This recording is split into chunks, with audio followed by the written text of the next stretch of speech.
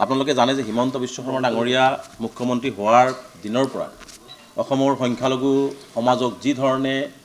নিৰ্মমভাৱে সামাজিকভাৱে অৰ্থনৈতিকভাৱে শৈক্ষিকভাৱে ৰাজনৈতিকভাৱে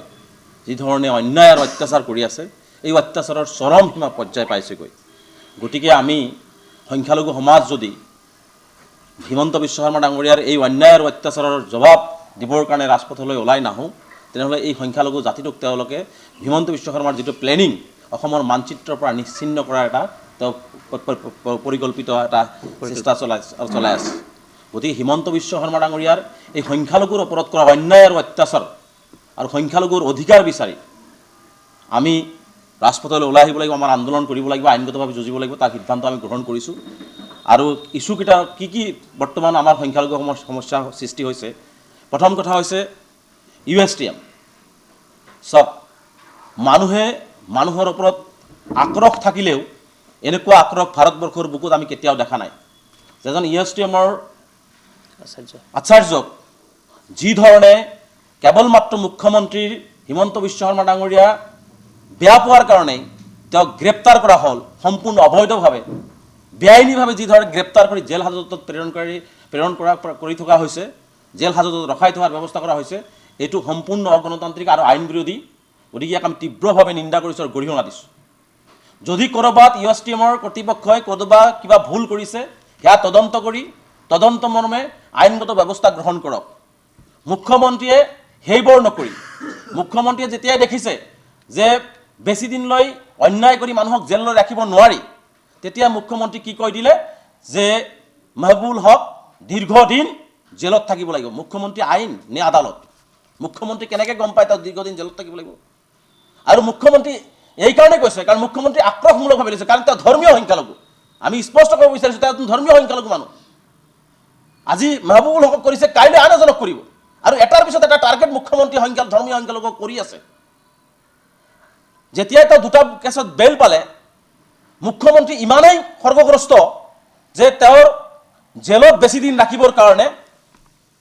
কিছুমান ছাত্ৰৰ অভিভাৱকক মাতি পুলিচে ভাবুকি দি FIR লঞ্চ কৰাই তেওঁক আৰু বেছি দিন জেলত ৰখাৰ ব্যৱস্থা কৰাই আছে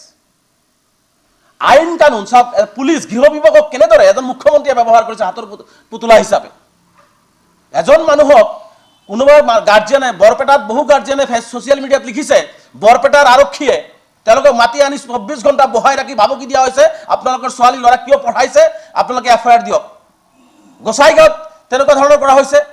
শোণিতপুৰত আপোনালোকে চালে নিজ পিতৃয়ে নিজ মুখেৰে ক'লে ছাত্ৰজনৰ যে মোক ভাবুকি দি উকা কাগজত চহী লোৱা হৈছে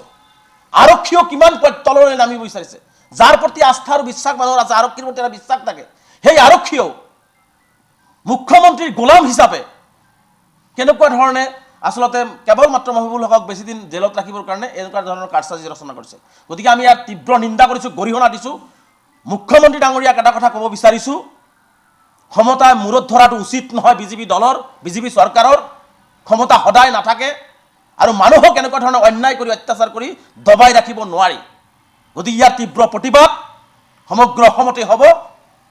আৰু মাহবুবুল হকৰ লগত যি অন্যায় কৰা হৈ আছে কেৱল মাত্ৰ তেওঁ ধৰ্মীয় সংখ্যালঘু হোৱাৰ বাবে কৰা হৈ আছে আৰু হয়তো কাৰণ অসমত কি ধৰ্মীয় সংখ্যালঘুসকলে স্কুল খুলিব নোৱাৰিব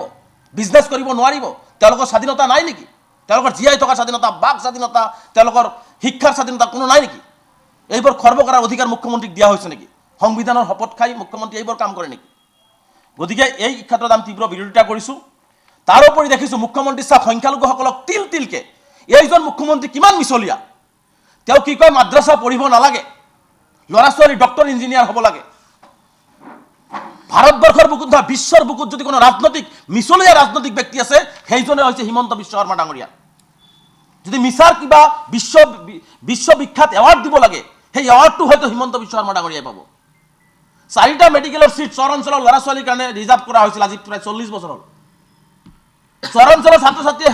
ডক্টৰ হ'ব লাগে ইঞ্জিনিয়াৰ হ'ব লাগে মাদ্ৰাছাৰ ছাত্ৰই ডক্টৰ হ'ব লাগে ইঞ্জিনিয়াৰ হ'ব লাগে 4টা সিট সংৰক্ষণ কৰাৰ সেই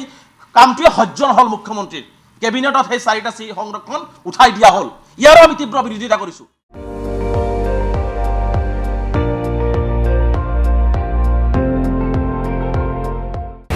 আপুনি চাই আছে ND24 সৰ্বশ্ৰেষ্ঠ নহয় সৰ্বোত্তমৰ দৌৰত।